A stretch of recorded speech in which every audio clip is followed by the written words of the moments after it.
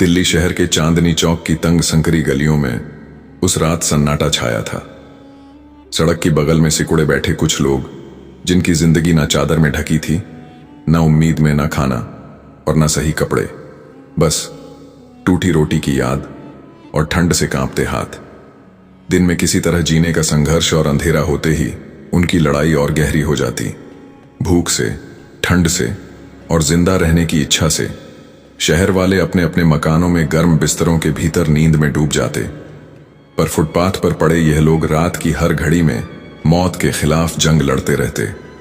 और तभी ठंडी हवा में एक अनजानी हल्की सी आहट खुली। न किसी सायरन का शोर, न लाल बत्ती की चमक, न सुरक्षा कर्मियों की भीड़, बस एक साधारण सी महिला सफेद सलवार कुर्ते में बेहद शांत चेहरे के साथ। उसके हाथों में नजर आया कार से उतारे जा रहे खाने के पैकेट और गर्म कंबल। वह कोई सामाजिक कार्यकर्ता नहीं, न किसी एनजीओ की प्रमुख, वह थी जिले की आईपीएस आयशा कुरैशी।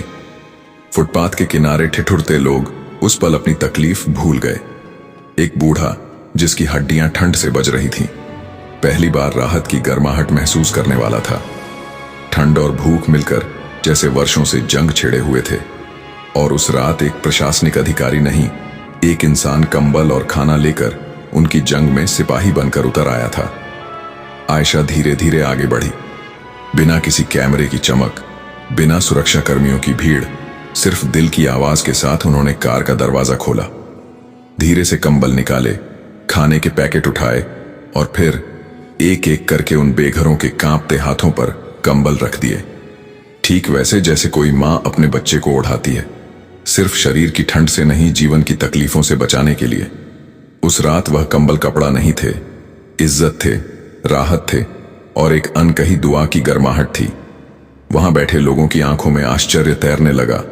उन्हें लगा कोई दानवीर महिला है, अमीर घर की लड़की या शायद किसी देवी का रूप। सब उसे एक आम इंसान समझ रहे थे, पर कोई नहीं जानता था वह और कोई नहीं, जिले की आईपीएस आयशा कुरैशी थी। लोग स्तब्ध थे। किसी अफसर को इस रूप में पहली बार देखा था। उनकी आंखों में डर नहीं, सम्मान नहीं, इंसानियत की चमक थी। आयशा झुककर थैले से एक पैकेट निकालती है। सामने बैठा एक बूढ़ा आदमी, जिसकी आंखों में अनेक सर्दियां जमी थीं, जिसकी पसलियां भूख की गवाही थीं। वह पैकेट उसके हाथ में रखते हुए धीमे से बोली, लो बाबा, पहले पेट भर लो, और यह कंबल भी बहुत ठंड लग रही होगी। पता नहीं पिछली बार कब ढंग से खाया होगा, है ना? उस बूढ़े के कांपते हाथों में कंबल और खाना भर गए और उसकी आंखों में आंसू की एक नदी उमड़ पड़ी। वह बोलना चाहता था, धन्यवाद कहना चाहता था, पर भूख से दबी हुई आवाज आंसुओं के पीछे फंस कर रह गई। वह बस रोता रहा, पहली बार दर्द से नहीं, राहत से। बाकी लोग अपनी बारी का इंतजार कर रहे थे। उस सड़क पर इंसानियत की रोशनी चमक रही थी, लेकिन कुछ लोगों के लिए वह रोशनी आंखों में चुभ रही थी। पास में खड़े कुछ पुलिस वाले, जो रोज उसी इलाके में अपनी धौंस दिखाकर खुद को मालिक समझते थे, अचानक आगे बढ़े। उनमें सबसे आगे था इंस्पेक्टर दिलीप। उसकी चाल में अहंकार, आवाज में बदतमीजी और रवैया में सत्ता की गर्मी। वह तेज स्वर में दहाड़ा, यह क्या तमाशा लगा रखा है? सड़क पर खाना बांटने की इजाजत किसने दी? आयशा ने सिर उठाया, आवाज शांत लेकिन शब्द लोहे जैसे ठोस। भूखे लोगों को खाना देने के लिए इजाजत चाहिए, किस कानून में लिखा है? पुलिस वाला हंस पड़ा। उसकी हंसी में तिरस्कार और आंखों में अहंकार की ठंडी चमक थी। अरे बड़ी आई समाज सेविका, यहां से दफा हो जाओ, वरना। आयशा की आवाज अब बर्फ की तरह ठंडी थी, लेकिन उसमें ऐसा तेवर था जो किसी भी ताकत का गुरूर तोड़ दे। वरना क्या? दिलीप उनकी तरफ ऐसे देख रहा था जैसे वह किसी कमजोर लड़की से दो शब्द सुनकर भी उसे चुप कर सकता है। बहुत देखी हैं तुम जैसी औरतें, दो चार फोटो खिंचवाने आती हैं पब्लिसिटी के लिए। अपने स्टेटस के हिसाब से रहो, ये ड्रामा मत दिखाओ। अब बात सीमा पार कर चुकी थी। आयशा ने सीधा उसकी आंखों में देखा और एक एक शब्द बरसाए, गरीबों की मदद करना ड्रामा नहीं, फर्ज है, और तुम्हारी गुंडागर्दी यहां नहीं चलेगी। बस यही सुनना था। अहंकार में अंधा हो चुका इंस्पेक्टर अचानक भड़क उठा। उसने बिना सोचे बिना रुकावट आयशा के गाल पर एक जोरदार थप्पड़ जड़ दिया। उस एक आवाज ने सड़क की धड़कन रोक दी। चारों ओर सन्नाटा छा गया। कंबल पकड़े बूढ़े के हाथ कांप गए। राहगीरों की आंखें अविश्वास में फैल गईं। आयशा के चेहरे पर थप्पड़ का निशान उभर आया था, दर्द से नहीं, अपमान और आग से। लेकिन वह टस से मस नहीं हुई। उनकी आंखों में अब डर नहीं, कानून की असली ताकत जल रही थी। आयशा के होठों पर हल्की मुस्कान आ गई, ऐसी मुस्कान जिसमें तूफान छिपा हो। धीरे से बोली, अगर मैं अभी अपनी पहचान बता दूं तो तुम्हारी धौंस एक पल में खत्म हो जाएगी। लेकिन मैं देखना चाहती हूं आम गरीबों के साथ तुम कैसा व्यवहार करते हो। यह नाटक अभी और आगे बढ़ने दो। उनकी आंखों में चुनौती थी और पुलिस वालों के जीवन का सबसे बड़ा पछतावा अब शुरू होने वाला था। असली तूफान अभी बाकी था। उन्होंने विरोध नहीं किया। पुलिस वालों ने उन्हें जबरदस्ती हथकड़ी लगा दी। लेकिन अब सड़क पर खड़े लोग चुप नहीं थे। किसी ने मोबाइल निकालकर वीडियो बनाना शुरू कर दिया, किसी ने नारे लगाने शुरू कर दिए, अन्याय नहीं सहेंगे, गरीबों का हक छीना तो लड़ेंगे। भीड़ बढ़ने लगी, लोग भड़क चुके थे। किसी को नहीं पता था कि यह कोई आम औरत नहीं, बल्कि इसी जिले की आईपीएस है। पुलिस वालों को भी अंदाजा नहीं था कि वे किस तूफान से टकराने जा रहे हैं। वे यह भूल चुके थे कि जहां इंसानियत पर वार होता है, वहां एक औरत चिंगारी नहीं, आग बनकर खड़ी होती है। भीड़ से घिरी उस गली में जैसे ही पुलिस वालों ने उन्हें धक्का दिया, लोगों ने मोबाइल उठाए और रिकॉर्ड करते हुए सोशल मीडिया पर डालना शुरू कर दिया। किसी ने लिखा, 25 साल की लड़की बेघरों को खाना खिला रही थी और पुलिस वालों ने उसे मारा। यूट्यूब, फेसबुक, इंस्टाग्राम, हर जगह वीडियो वायरल। लोग चीखने लगे, गुस्सा उफान मारने लगा। तभी दिलीप गरज कर बोला, ले चलो इसे थाने और यहां का इंटरनेट बंद करो। पर अब लोग चुप नहीं थे। हवा बदल चुकी थी। अब बस इंतजार था उस पल का जब आम लगने वाली यह महिला अपनी सच्ची पहचान उजागर करेगी और पूरा सिस्टम थरथरा उठेगा। हवलदार आगे बढ़ा, चलो अब थाने में बात करेंगे। बहुत हो गई समाज सेवा। भीड़ सन्न हो गई। जीप दूर खड़ी थी, उसी तरफ उन्हें खींचा जा रहा था। आयशा मैम शांत थी, चेहरे पर गुस्से की कोई लकीर नहीं, लेकिन उनकी आंखों में कभी न बुझने वाली आग थी। दिलीप के चेहरे पर शिकार पकड़ने की खुशी थी। उसे लगा कोई आम औरत फंसी है। देखते देखते हजारों लोगों की भीड़ जमा हो गई, पर कोई आगे ना आया, क्योंकि दिलीप का खौफ, भूख और ठंड से बड़ी दीवार था। लोगों की निगाहें पीछे छूट गईं और पुलिस की जीप ने आयशा को थाने के अंधियारे में पहुंचा दिया। ड्यूटी पर तैनात थे एसआई सुरेश। इंस्पेक्टर दिलीप ने जीप का दरवाजा खोलते ही उन्हें धक्का देकर अंदर लाया, मानो किसी अपराधी को पकड़ लाया हो। गर्व से गुर्राते हुए बोला, साह, यह औरत एनजीओ के नाम पर भीख मांग रही थी, फोटो खिंचवा रही थी, लोगों को भड़काती है, पैसे ऐंठती है और मारपीट भी की है। चारों ओर सिपाही खड़े थे, कुछ हंसी दबा रहे थे, कुछ आंखों में शक लिए हुए। पर आयशा बस चुप स्थिर, जैसे बहुत कुछ देख चुकी हो और अब बोलने की जरूरत ही ना बची हो। उन्हें महिला लॉकअप की ओर धकेला गया। दिलीप चलते चलते और जहर उगल गया। आज रात यहीं सड़ी डीएच, और अगर कुछ सुख सुविधा चाहिए तो बताना, थाना सब देता है। थप्पड़ का अपमान, अब ये घटिया धमकी। पर आयशा के चेहरे पर आग होते हुए भी नियंत्रण था। वह वहीं थी, एक जिला पुलिस अधिकारी जो भावनाओं से नहीं, दिमाग और न्याय से लड़ती है। वे अकेले जाकर कोने में बैठ गई। मन सुलग रहा था, क्या मुझे अपना असली चेहरा दिखा देना चाहिए? लेकिन तभी थाने का दरवाजा खुला। अंदर आया एक थका हुआ बूढ़ा सा हवलदार अशोक सिंह। 56 से ऊपर की उम्र, आंखों में थकान से ज्यादा अनुभव।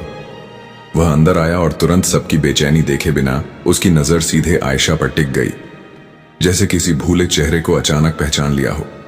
वह 2 बार देखने लगा, फिर होंठ कांपे, सांस तेज हो गई। अचानक वह उस सिपाही का कॉलर पकड़ बैठा जो आयशा के पास खड़ा था। उसकी आवाज फुसफुसाहट थी, लेकिन थाने की हर दीवार से टकराकर गूंज उठी। पागल हो गए हो, यह आईपीएस मैडम है। क्षण भर में पूरा थाना जम गया। सन्नाटा इतना गहरा था कि घड़ी की टिक टिक भी रुकती लग रही थी। आयशा ने हल्की मुस्कुराहट से कहा, अरे हवलदार साहब, आपको नशा हो गया क्या? उनका व्यंग अब चाबुक था, लेकिन अशोक घुटनों पर गिर पड़ा। आंखें भर आईं। मैडम, 5 महीने पहले सरकारी मीटिंग में देखा था आपको। आपकी आंखें भूल नहीं सकता। आप ही हैं दिल्ली की आईपीएस। अब बारी थी पुलिस के शेर कहलाने वालों की। दिलीप का चेहरा नींबू से ज्यादा पीला। टीआई सुरेश के माथे पर पसीने की बूंदें, सिपाहियों के हाथ कांपने लगे और अचानक इंस्पेक्टर दिलीप भी घुटनों पर बैठ गया। आयशा के पैर पकड़ते हुए, मैडम गलती हो गई, माफ कर दीजिए। हमें लगा, पर अब कहानी पलट चुकी थी। आयशा ने अपना पैर पीछे खींच लिया। उनकी आवाज अब कानून की सख्त मूरत थी। नहीं इंस्पेक्टर साहब, अब बहुत देर हो चुकी है। पूरा थाना सांस रोके खड़ा था। उन्होंने एक एक शब्द को हथौड़े की तरह गिराया। मैं आज रात इसलिए आई थी क्योंकि मुझे खबर मिली थी कि इसी थाने के कुछ पुलिस वाले बस्ती वालों से हफ्ता वसूलते हैं, औरतों को धमकाते हैं और गरीबों की रोटी तक बेच देते हैं। हर गर्दन झुक गई, किसी की हिम्मत नहीं कि आंख उठाए। आयशा आगे बोली, मैं यह जानना चाहती थी कि आम गरीब औरत के साथ कैसा व्यवहार होता है। आज तुमने मुझे सच्चाई दिखा दी। अब उनकी आंखों में ठंडा न्याय था। उन्होंने धीरे से अपना मोबाइल जेब से निकाला, एक बटन दबाया, स्क्रीन थाने के सामने चमक उठी। मैंने इससे पहले ही अपनी रिकॉर्डिंग ऑन कर दी थी। पूरी रात की लाइव स्ट्रीम चल रही है। अभी इस वक्त 25,000 लोग देख रहे हैं। उनका स्वर नहीं गरजा, बस धीमा, मगर ऐसे उतरा जैसे बिजली एकदम ऊपर गिर जाए। थाने में पूर्ण सन्नाटा, किसी की सांस भारी, किसी की नजर नीची। इंस्पेक्टर के पैरों तले जमीन सचमुच सरक चुकी थी। आईपीएस मैडम ने वहीं खड़े होकर कॉल लगाया, पहले सीएम हेल्पलाइन पर, फिर सीधे डीजीपी को। जी मैं बोल रही हूं, अभी लोकेशन खोलिए, थाने में हूं।